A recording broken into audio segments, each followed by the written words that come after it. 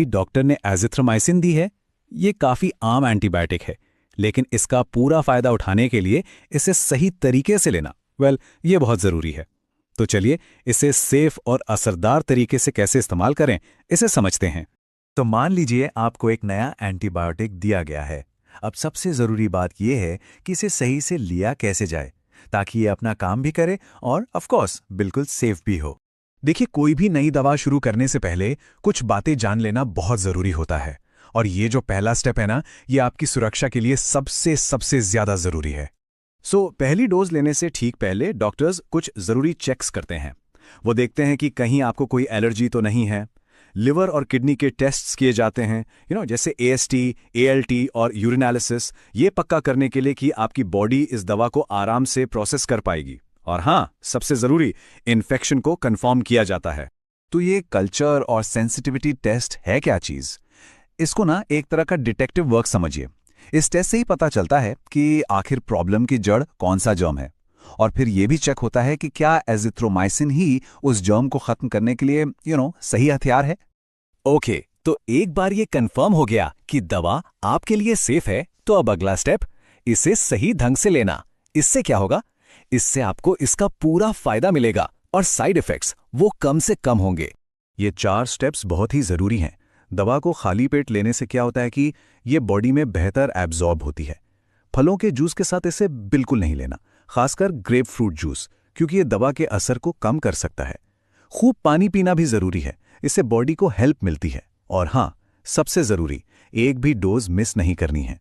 इससे ब्लड में दवा का लेवल मेंटेन रहता है, जो बैक्टीरिया से लड़ने के लिए क्रूशल है। इस बात को हमेशा याद रखिए, सही टाइमिंग और कंसिस्टेंसी, यही 2 चीज़ें इस इलाज की सक्सेस का राज हैं। सोच के देखिए, एक भी डोज मिस हुई या गलत टाइम पर ली तो बैक्टीरिया को वापस बढ़ने का मौका मिल जाता है और इससे दवा का असर कम हो जाता है। ऑलराइट, दवा तो ले ली, लेकिन इसके साथ साथ अपनी बॉडी पर नजर रखना भी उतना ही जरूरी है। तो चलिए अब बात करते हैं उन वार्निंग साइंस की जिन पर आपको खास ध्यान देना है। तो ऐसे कौन से साइंस हैं जिन्हें बिल्कुल भी इग्नोर नहीं करना चाहिए और कब आपको फौरन अपने डॉक्टर से कांटेक्ट करना है? अगर गले में खराश, बुखार, दस्त या पेट में तेज दर्द जैसा कुछ महसूस हो तो प्लीज इसे हल्के में मत लीजिए। हो सकता है ये नॉर्मल साइड इफेक्ट से कुछ ज्यादा हो, इसलिए ऐसे सिम्टम्स दिखने पर तुरंत अपने डॉक्टर को इन्फॉर्म करें। और इसके अलावा एक और चीज़ है, सांस से जुड़े कुछ सिम्टम्स, इन पर तो बहुत खास ध्यान देना है, क्योंकि ये एक सीरियस प्रॉब्लम का इशारा हो सकते हैं। इसको ध्यान से सुनिए। अगर सांस लेते टाइम सीटी जैसी आवाज आए या सीने में जकड़न महसूस हो या सांस लेने में थोड़ी सी भी तकलीफ हो तो दवा लेना तुरंत बंद कर दें और फौरन मेडिकल हेल्प लें। ये एक सीरियस एलर्जिक रिएक्शन हो सकता है। चलिए अब वार्निंग साइन से आगे बढ़ते हैं और कुछ अच्छी खबर की बात करते हैं। कैसे पता चलेगा कि दवा काम कर रही है, मतलब ट्रीटमेंट सक्सेसफुल हो रहा है या नहीं?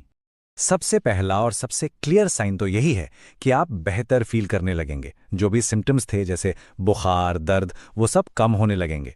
ये इस बात का साफ इशारा है कि दवा बैक्टीरिया पर अपना असर दिखा रही है। लेकिन हाँ, सिर्फ बेहतर फील करना ही काफी नहीं होता। ट्रीटमेंट के बाद डॉक्टर दोबारा टेस्ट कर सकते हैं, जैसे वही कल्चर टेस्ट। ये बस कंफर्म करने के लिए कि इन्फेक्शन पूरी तरह से जड़ से खत्म हो गया है। तो इस पूरी बात का बॉटम लाइन क्या है? वो ये है कि अपने डॉक्टर से लगातार कांटेक्ट में रहना सबसे जरूरी है।